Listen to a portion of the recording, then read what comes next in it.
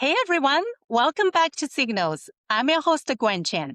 The Wall Street Journal recently noted that storytelling is one of the most needed skills in today's business world, especially now. As Gen AI floods the internet with low quality and low effort content, what cuts through is clarity and authenticity. Today, we're going to talk about one of the most underrated growth lever in B2B. Content. Joining me today is Manyu Jiang, Global Content Marketing Leader at VIA, a company reshaping how cities and organizations around the globe build public transit. She used to work as a journalist at BBC, Reuters, and HuffPost. Manyu has spent years leveraging her journalism background and data storytelling skills into driving business, building trust. And today we're breaking down how she does that. Hi, Gwen. Nice to see you. So glad to be here. You are a former journalist just like me. So why don't you walk us through your journey into marketing? Yeah, I'm glad we share that similarity. Well, I think I found a pretty niche career path that could be inspiring to others. So I started my career, as you mentioned, as a journalist in China. Then I came to New York while I was 22 to pursue my master's degree in data journalism. And while I was at school, I started off as an intern journalist in newsrooms of different sizes, from local special publications to some pretty well-known global brands like BBC, Reuters, and HuffPost. While I was working at BBC, which was during the pandemic, and I'm very proud that I wrote one of the most read feature article on BBC, is about why Zoom calls are draining people's energy. And my pivot to marketing seems accidental, but looking back is pretty intentional. My first full-time job was a founding member of the marketing team at a fintech startup. It's my first time seeing storytelling could actually move markets and drive revenue. I then realized the same skill sets was desperately needed inside the technology companies, especially those selling into governments, where stakes are pretty high and trust is everything. That's amazing. So I got a lot of comments on my podcast. A lot of them are asking, hey, Gwen, you've interviewed a lot of folks with very strong technical backgrounds. Some of them have even computer science degrees. So I think natural question coming to my mind for you would be for the audience who do not have a strong technical or engineering background, what advice would you give to them for those folks who want to break into marketing in tech? I feel in my case, I come from a humanities background. I studied journalism/English literature back in college. Then I pick up some technical skills in data wrangling, data storytelling, or visualization while in grad school. But I think in the age of AI, right, honing into some fundamental human skills like research, getting to the bottom of things, problem solving, creative thinking, they matter even more than the technical skill sets, especially for marketing. Our day-to-day is still engaging with our customers and talking to people and telling stories that are relevant to the audience. So I think the real moat isn't technical depth alone, is how creative you can be or how relevant your story is to the people who you talk to. Like, for example, especially like right now, content can seem to be very cheap. You write a one sentence prompt and then the article just pops up generated by AI in like 2 seconds.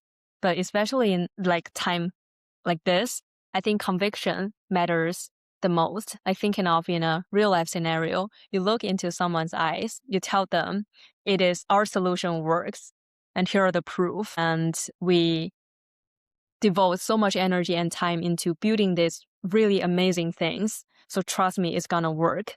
So this one simple conviction and the real human interaction matters more than, I would say, the technical side of skills. So marketing is all about storytelling, honing into like your curiosity and your ability to build real connection with people could be your golden ticket to the tech world.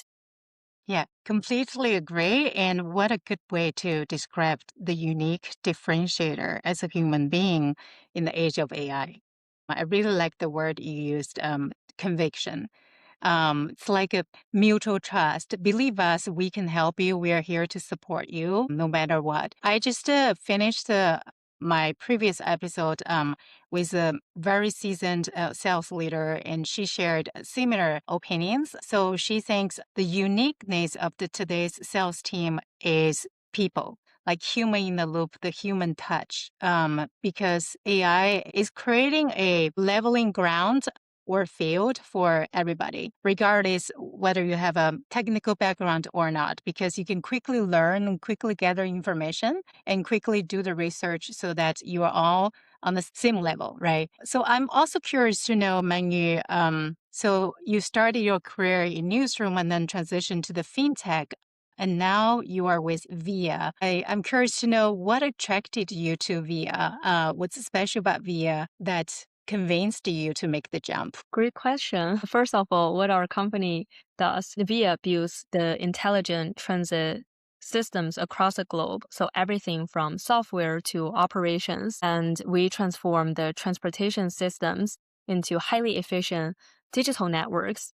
So we sell transit planning and scheduling softwares, operational services like vehicle management and driver recruitment, etc. And we also sell turnkey transit solutions. We package the software and operation solution all together. So let's say we want to build a bus line. Where should we put the bus stops? What impact it could bring to the community? Does it really serve the people who really need it? What is the income level of the community, the car ownership in this community? So we have the software to help transit agencies and cities and government to build the most efficient transit solution. So why I joined VIA as a person coming from a journalistic background, I got asked by this question by friends and family all the time. And the short answer is that I care about public good and I really love riding transit. Like when I'm traveling, transit is my go-to way of like navigating the city and experience the culture and observe how the society works, the personal connection with the transit. Also, growing up in Beijing, home to China's largest transit network, public transit was woven into my everyday life. I had parents working very long hours, and transit was how I go to schools and sports and libraries, some like amusement park adventures. It kind of unfolded a brave new world for me as a kid. And while I came to New York for school, I started using VIA back to our 2C business time. It was like a ride-hailing service. You book a trip and you share the ride with multiple strangers. So later in the days, we pivot to the 2G, to government business. So we started like integrate this microtransit solution as a public transit landscape. I feel proud to kind of bring this impactful and like product to serve the public, to serve the community. So that's how I got drawn to VIA. Yeah. I think for any listeners who came from big cities or who have spent lives in cities for several years, they can feel the pain of living in big cities or lack of good system for public transit. And then also another thing that resonated with me a lot is the genuine care for public good. A lot of journalists, they chose that career because they care about the public. They care about the Mhm. communities. It's a pretty like rare combination for me. Like I can still do impactful work that drives the positive outcomes for the society, and is still in the tech industry where I have the chance to um like witness some breakthrough innovations in the field. I feel like in my case, joining VIA back in 2021 felt like coming a full circle. I really wanted to bring the same sense of empowerment and independence to others I had experienced myself by transit. So I often think of the kids like me years ago exploring the big city on their own and also dreaming big. I also think of the seniors, those who can't drive or don't own a car or live in the underserved areas. So all of whom deserve the freedom to move through the world safely and affordably. So I'm curious to know via who is your target audience, and as a marketer on the content team, like what is your role? What are the channels you are using to communicate to your audience? Mm-hmm. So speaking of audience, we talk to public entities because we sell this whole package solution basically to government and transit agencies. And our buyers are just one persona, includes government departments, and we basically segment them into two groups. On the city side, includes mayors and city executives, policymakers. And on the transit agency side, we talk to agent executives, let's say CEO of SFMTA, San Francisco Metropolitan Transit Authority, or planners, people who are doing the executional work on a day-to-day basis, and also schedulers and dispatchers, for example, for paratransit services, and also reservationalists. So it's pretty diverse persona in terms of our target audience. And also, to answer your second question, the channels, we try to figure out like where people with this kind of title spend their time the most, offline or online. And for like some offline channels, definitely some events hosted by the industry organizations like American Transit Agency Association or some other environmental protection organizations. And some of the organizations have their own flagship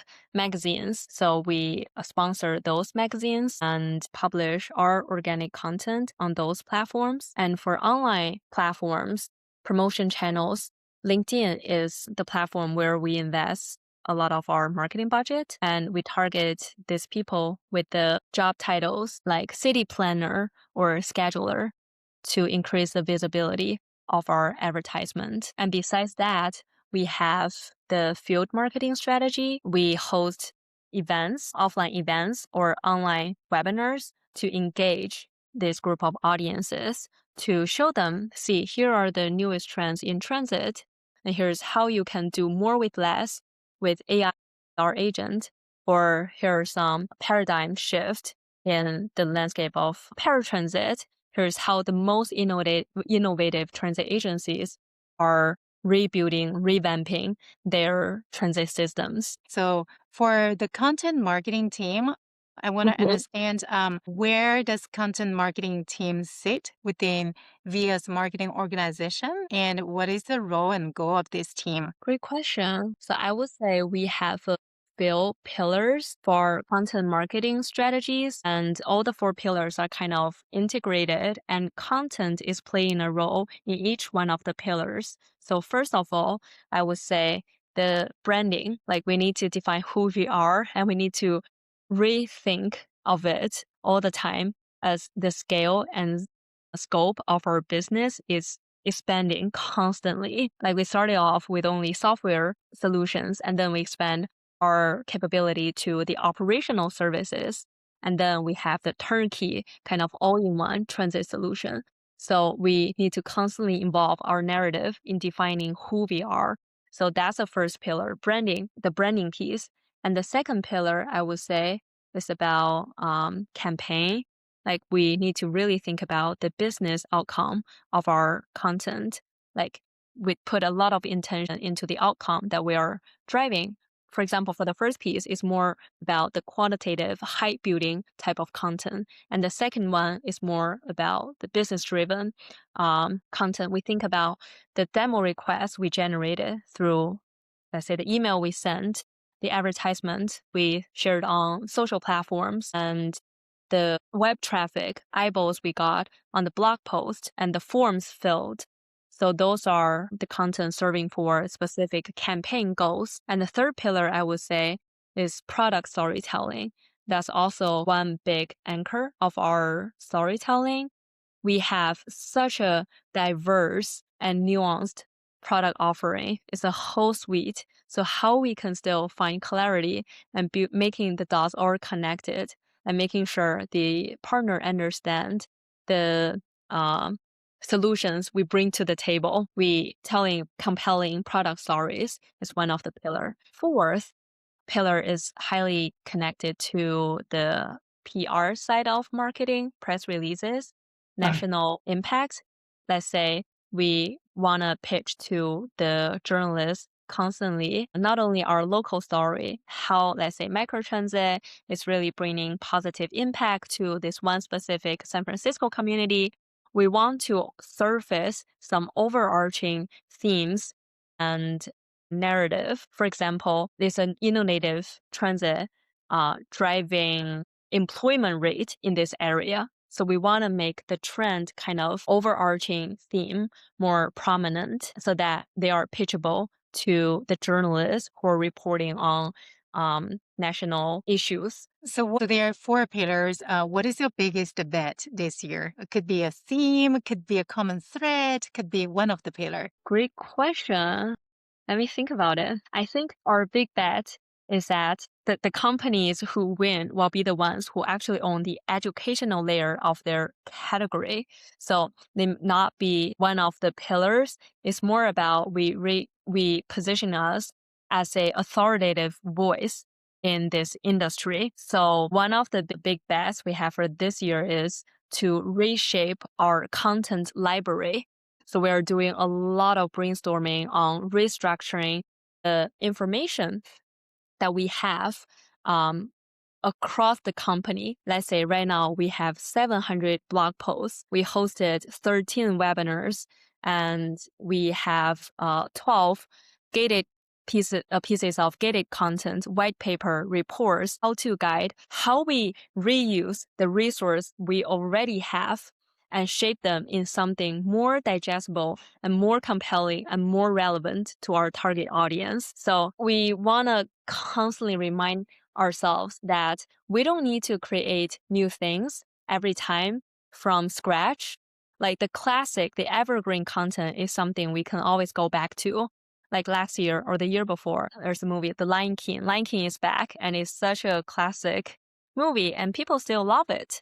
So we're thinking of what are the OG or Lion King content in our library, and we want to kind of reinforce their impact and bundle them in different shapes, in different formats, and hit our message focusing on that. So I would say the big bag is to reorg the resource we have and really building the information, strengthening our information infrastructure or our library or like the VIA library learning center. So if we can achieve that, we can assume that the traffic would go up and it would help us reinforce our branding and our messaging significantly.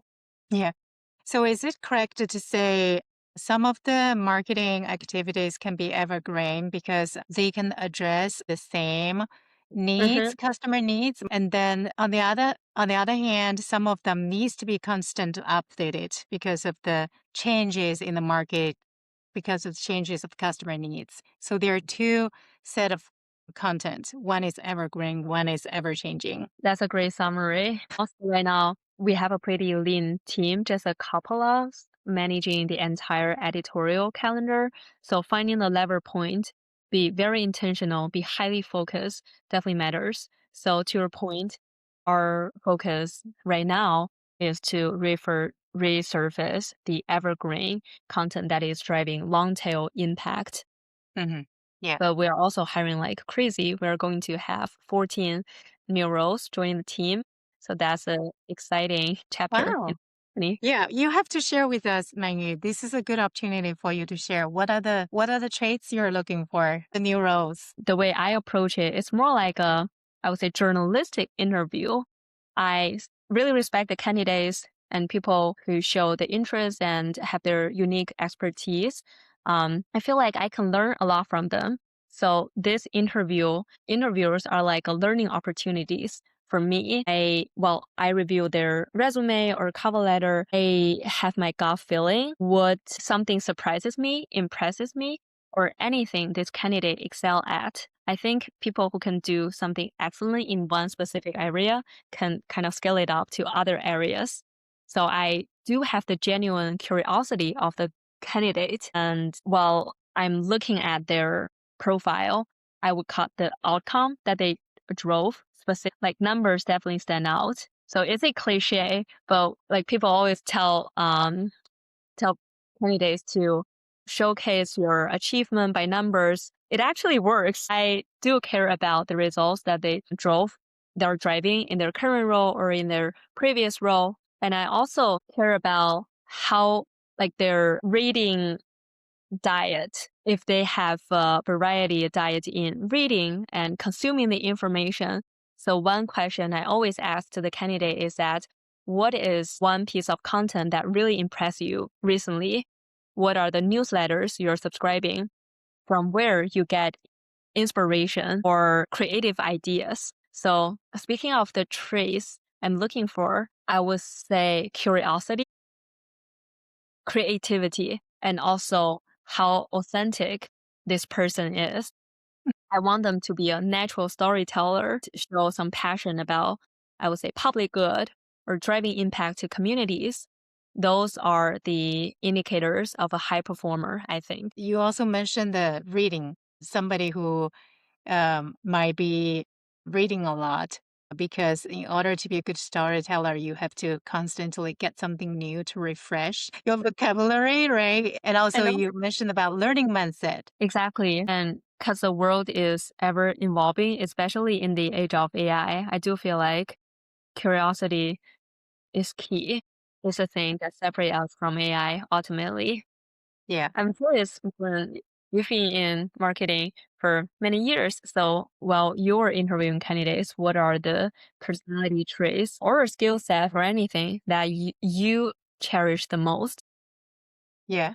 So I have to say +1 to what you said, curiosity and open-minded person and learning mindset. Because even to my kids, I tell them, I don't care what happened yesterday. All I care is how you are gonna planning to leave today and how you're gonna planning to leave tomorrow. Meaning, always do not look at the past. Always think about this moment and in the future. Although your resume, you have a good resume, that's a good foundation, but then it doesn't mean that you would do your job today in this new role well without a learning mindset, right? I think that's the most important thing. Another thing, you just have to be a hard worker. The technology is moving so fast, and every day you can see a lot of innovations. With a curious mindset, with a curious mind and a good learning habit, and then hardworking, you can accomplish anything. If I were to add one more, I would say authentic as well. You sort of touched on that as already, right? AI generate a lot of content that just doesn't read natural. The key differentiator is the human touch on top of the AI generated content. So yes, you use AI, that's good, but then what's unique about you? What are you bringing to the table? If everyone is using AI, right? What's unique? Why your audience want to read your copy as opposed to another content creator's copy? Right. That's a good point. So one advice my manager or editor kept reminding me is that when you're writing to one person specifically. You're not writing an imaginative group of people. So that just help you make your voice authentic and Yeah. real. Yeah. So, but I feel like for a lot of content marketers, it's so easy for us to LARP, just live action role playing. We assume we should talk in this way. However, in some cases, we forgot like who we are, where we come from, what is our unique differentiator, our personality trait that can bring to the table. So it's a nuanced balance that I think we need to strike. Yeah. Another one, actually somebody inspired me this morning, and that bring back a lot of memories when I was a journalist. So this person was a former journalist and right now he's a executive at AWS. Which is a company I worked for before. So he shared a story about the importance of getting out and talking to customers. His editor used to tell him, just go out and interview people instead of sitting in front of your laptop, big monitor, and doing research online. Yes, that's important, but the real differentiator today and strength is people, like people connection. When you see something happen, whether you are a journalist or a marketer, you can create something that's unique, as opposed to folks who do the research online without touching people, without seeing people using their eyes. I can totally resonate with that because as an in-house marketer, I'm pretty honored and privileged to go to a lot of community events. Like last year, we hosted a celebration event of launching the microtransit service in a community in San Francisco. And I got the chance to talk to our riders, our drivers who are making, and also the operators, dispatchers. It's such a great learning experience for me because I'm not just sitting back end, like writing the vanity marketing collateral. I'm seeing people, I feel them, I can learn the language, how they frame the service and see truly how our product is bringing the very positive impact to real world. So that's a great motivator for me. Keep reminding me of why I do what I do and also kind of rejuvenate my creative mindset and telling really human stories that reinforce or strengthen the connection. Yeah. Yeah. We're sort of jumping to the definition of good marketing content already. So I have a question before you ask me, like, how do you define good? What is good? Is that your answer? I think, yes, Authenticity, that's right? Human connection? right. And that's the substance of a content. And also, we care about the results because that's the name of the game. Yeah. What impact or growth or recognition, word of mouth, we're driving through this one piece of content. Actually, is start with the end in mind has always been our approach to content creation. Every piece starts with the three questions. Who is this for? What decisions are they trying to make? What would success look like if this actually worked? So we have things we want to say. That's one part. And then we research what the audience care about. So find that nice overlap as a vine chart is our task. And I think content lying on that overlap can be defined as good content. Hmm. And beyond the vanity metrics like traffic or bounce rate, time spent on page, I think we truly care about some word of mouth or anecdotal comments we get from the audience. For example, we share a piece of content on LinkedIn and we track closely on the comment section because that's where people actually, talk about it. There's a real people sharing their ideas or feedback, comments, response to the content you create. And we reply to this audience and also sometimes get inspired by the content to identify the gaps in our narrative. So I think a piece of good content can create the positive chatter, either offline or online, and to really educate the audience and truly address the pain point, the problem that they are facing so that they feel like, I learned a lot from this piece of article, from your solution, and I want to try using it to make the transit system in our community even better. That would ultimately, we want the content to drive actions on the audience side. To summarize what you described, in a good content start with challenges. Are you writing something that meet a real customer challenge? And then in order to uncover this challenge, you have to do research. The research can sometimes come from social media.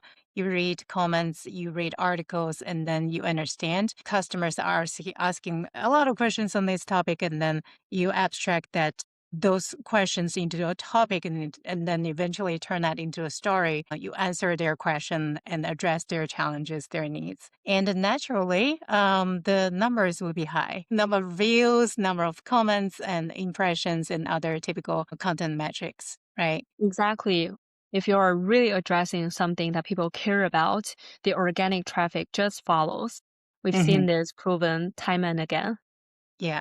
Organic traffic and then top of the funnel metrics matter, but also real sales numbers also matter. I wonder, like, how do you How do you work with the sales team, and how do you make sure the content you are creating is aligned with the business needs on the sales teams? That's definitely our top priority. Like we ensure content stay aligned with the sales, product, customer needs, especially as the company scales. Like we went public last September and a lot of functions are expanding like crazy. So as a marketing team member, we spend a lot of time listening. We audit sales calls, pitch meetings, BDR calls, business representative calls, quarterly business review with the partners, and also we attend the community events ourselves. So we just put ourselves in different scenarios where we have the chance to interact with the sales team, also the client, and gather all the information and identify the signals that pops up in those calls. For example, we have a pretty niche solution called paratransit overflow capability, and it's raised by clients, like they have the need, but back then we didn't have a structured marketing collateral addressing that.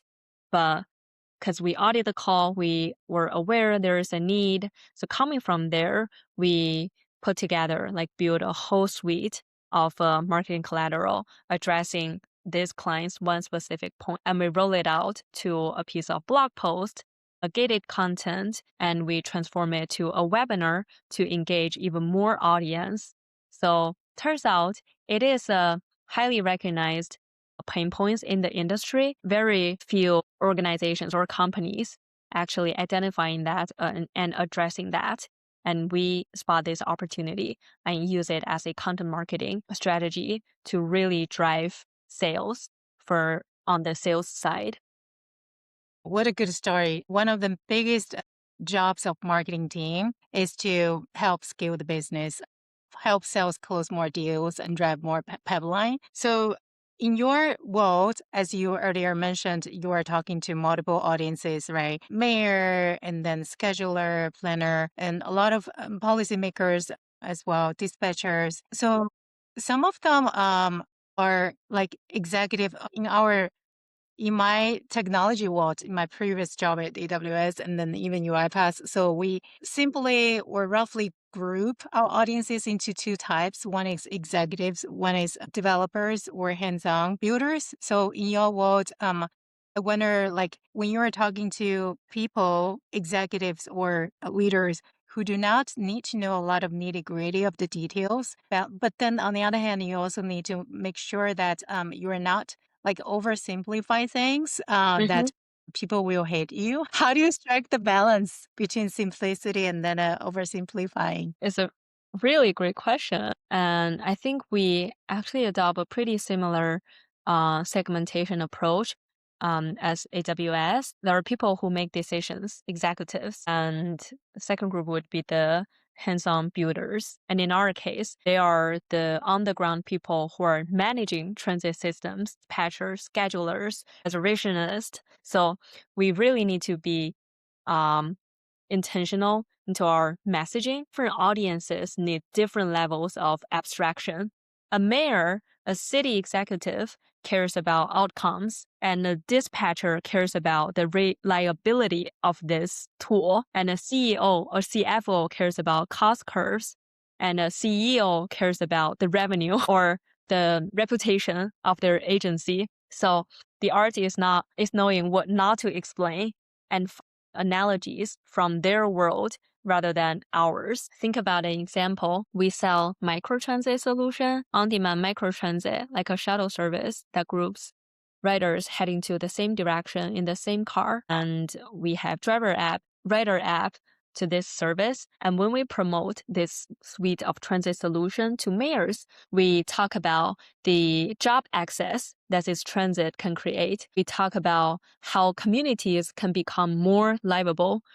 We talk about how residents are saving money and by transit so that they can spend even more on local, and that ultimately increase your tax revenue. So those are the key messaging we hit hard when we talk to the city executives. However, on the other side, let's say the planner hands-on builder, we talk about how usable and reliable our tools are. It's just so easy. It makes your life way easier and less taxing because the tool is user-friendly. It's not like the legacy tool that was built like 20 years ago with a pretty 2008 Windows interface. And that message could resonate with the hands-on builders because what they care about is to get their work done easier and more efficient.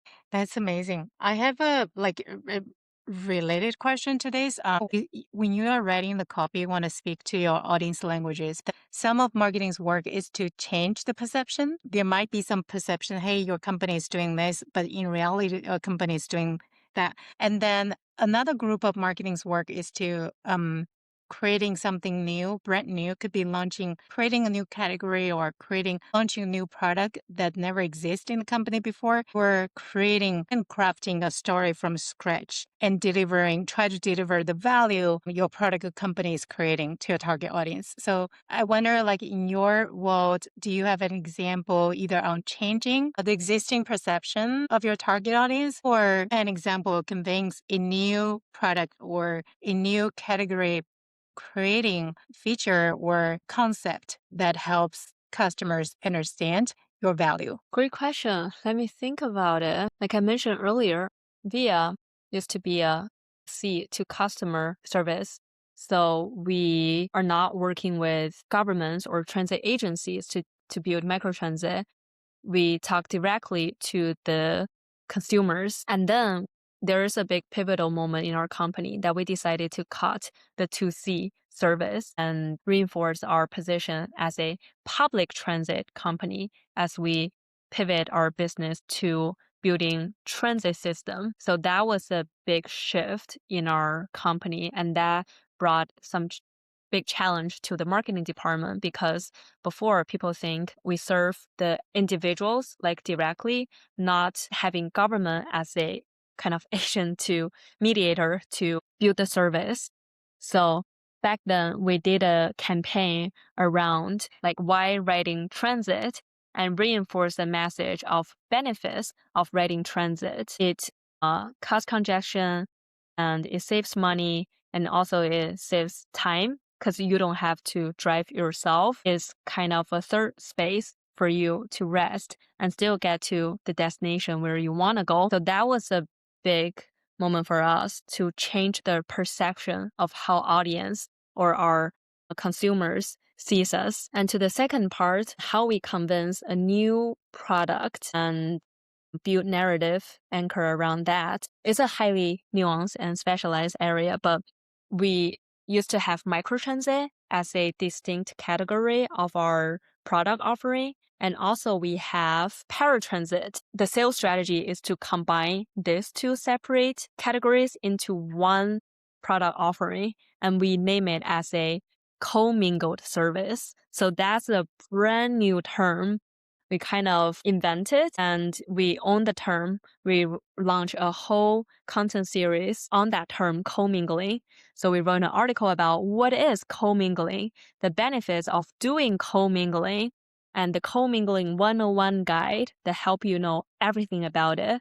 So it's our strategy to kind of invent a term and name the new product in a marketable term and promote it by all means. Right now, a lot of marketing teams are being asked to do more with less because of AI, right? We're expected to be more productive and drive more outcome. So in your world, how do you prioritize? What are the things you consider what to double down versus what to drop? Right. I keep asking this question to me because I feel like prioritization has always been a struggle in the marketing department because we are expected to constantly deliver more with less and constantly sending the message to the market, not to create more noises, but to really send clear signals. And I feel like, to your point, to prioritize is not only to define what you do, but also put a lot of intention into not what you not do. Like you made your decision not to even touch it. So right now, since our big bet is to reshape our information structure and build a better library experience, kind of reshape our whole website as an education center, a learning hub for audience. So that's our biggest priority. By doing that, we constantly reduce the new content we bring to the market. So we are not just pushing us to think of new narratives or like new angles. We go back to the basics, what we have, what are the truly memorable, impactful content that is constantly driving results, like organic traffic or demo request. So we did a whole evaluation on that. And based on the data analysis, we come up with a list of the highly valuable content and we double down on them. So really focus on promoting them and putting them in a better structure or bundle them and promote them to diverse channels. Doing that, having one specific focus, is just a great reminder for us to not even touch other things. Though having good awareness is always good, but our energy and our attention is so limited. So we need to be very, very intentional about where we put our time. Yeah, that's very important, right? AI is creating a lot of content. And then in the meantime, as a human being, our attention span is shortening. And if you spent 1 minute or 2 minutes reading one article, that time could have been spent on something else, right? And in this new era, like how can you quickly attract people's attention?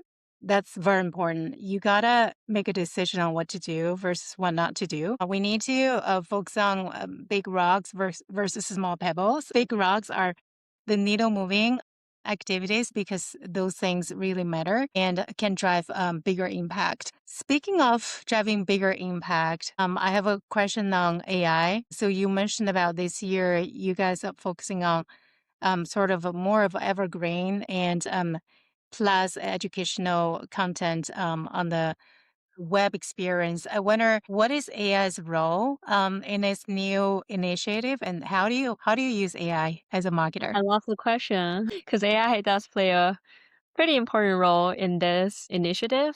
Like we use, let's say we have 700 pieces of articles and we want to tag each one of them with a very specific persona and locations of the case study, target audience, in a bigger level. So we can do that or the product it mentioned in the content. So there are many, many categorizations we want to add tag to the one piece of content. We can definitely manually do it, but the AI is positioned to be the best solution to doing this kind of repetitive work. So we wrote a very long prompt guiding AI how to tag the feature of the content, the persona, the product, the location of the service mentioned in the piece of content. So it just significantly saves our time. And building that tagging, we can analyze to see how much percentage of the content is targeted at specific persona. Let's say 80% of our content is targeted at city executives, and we only have 5% of the content writing for the builders or people who are doing the executional level of work. Then we identify, see, here is a gap. Want to talk to this group of people?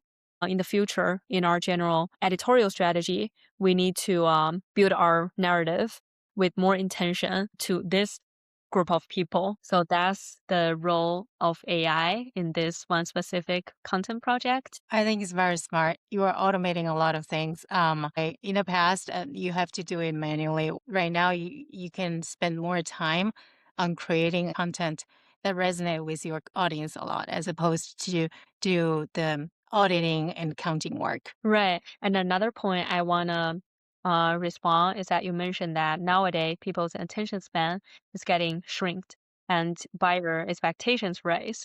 And people just won't spend maybe longer than 3 seconds on the video, not along the long form written piece of content. One of the shifts we have for this year is to double down on human-centered narrative. Like we have a new hire managing our CEO social account specifically. So we want to surface not only, let's say, the high executives in our company, but also the subject matter experts in the company. use them as a way to really reinforce the credibility of our content and our definitive voice, authoritative narrative in this field. So as you mentioned, content is becoming infinite, and so it's getting cheap. And in this era, we think characters matter more than just character matters even more. So the brands that really cut through will have the real people with conviction, the term you like, speak in the first person about what they are building and why. So we think in the narrative arcs, is like the 12 stories that link together over time, not disconnected posts. So the hook can be creative, but the substance of it should have a human in the center. Wow. What a good way to end this podcast. Thank you for being open to share your wisdom, your best practices, your thoughts on marketing, on AI, and public transit. I really appreciate your time. Have a good day. Thank you so much. Thank you for inviting me.